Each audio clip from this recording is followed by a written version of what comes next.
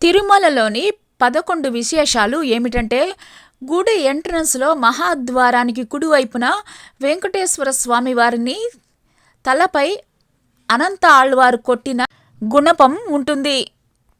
చిన్న పిల్లాడి రూపంలో ఉన్న స్వామివారిని ఆ గుణపంతో కొట్టడంతో స్వామివారి గడ్డంపై గాయమై రక్తం వస్తుంది. అప్పటి నుంచే స్వామివారి గడ్డానికి గంధం పూయడం అనే సాంప్రదాయం మొదలైంది. వెంకటేశ్వర స్వామి వారి విగ్రహానికి నిజమైన జుట్టు ఉంటుంది, అసలు చిక్కు పడదు. తిరుమలలో ఆలయం నుంచి 23 కిలోమీటర్ల దూరంలో ఒక గ్రామం ఉంది. ఆ గ్రామస్తులకు తప్ప ఇతరులకు ప్రవేశం లేదు. ఆ గ్రామస్తులు చాలా పద్ధతిగా ఉంటారు. అక్కడి నుంచే స్వామికి వాడే పూలు తెస్తారు. అక్కడే తోట ఉంది. గర్భగుడిలో ఉండే ప్రతిదీ ఆ గ్రామం నుంచే వస్తుంది. పాలు, నెయ్యి, పూలు, వెన్న అలాంటివన్నీ అక్కడి నుంచే వస్తాయి. స్వామివారు గర్భగుడి మధ్యలో ఉన్నట్లు కనిపిస్తారు, కానీ నిజానికి ఆయన గర్భగుడి కుడివైపు కార్నర్లో ఉంటారు. బయట నుంచి గమనిస్తే ఈ విషయం మనకు తెలుస్తుంది. స్వామివారికి ప్రతిరోజు కింద పంచ, పైన చీరతోటి అలంకరిస్తారు. దాదాపు 50,000 ఖరీదు చేసే సేవ ఒకటి ఉంటుంది. ఆ సేవలో పాల్గొన్న దంపతులకు చీరను స్త్రీకి, పంచ పురుషునికి ఇస్తారు. ఈ టికెట్స్ చాలా తక్కువగా అమ్ముతారు.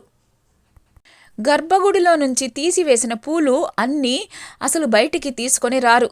స్వామి వెనకాల జలపాతం ఉంటుంది. అందులో వెనక్కి చూడకుండా విసిరివేస్తారు.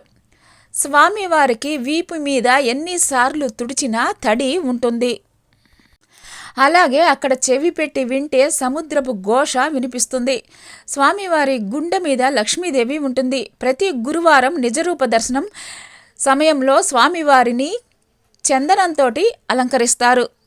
అది తీసివేసినప్పుడు లక్ష్మీదేవి అచ్చు అలాగే వస్తుంది. దాన్ని అమ్ముతారు.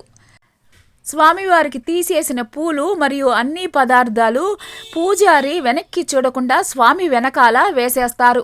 ఆ పూలు అన్నీ తిరుపతి నుంచి 20 కిలోమీటర్ల దూరంలో ఉన్న వేర్పేడు దగ్గర పైకి వస్తాయి. స్వామివారి ముందర వెలిగే దీపాలు కొండెక్కవు.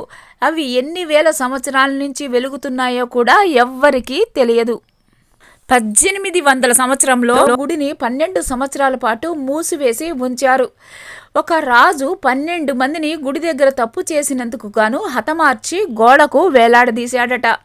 ఆ టైంలోనే విమాన వెంకటేశ్వర స్వామి వారు వెలిశారు.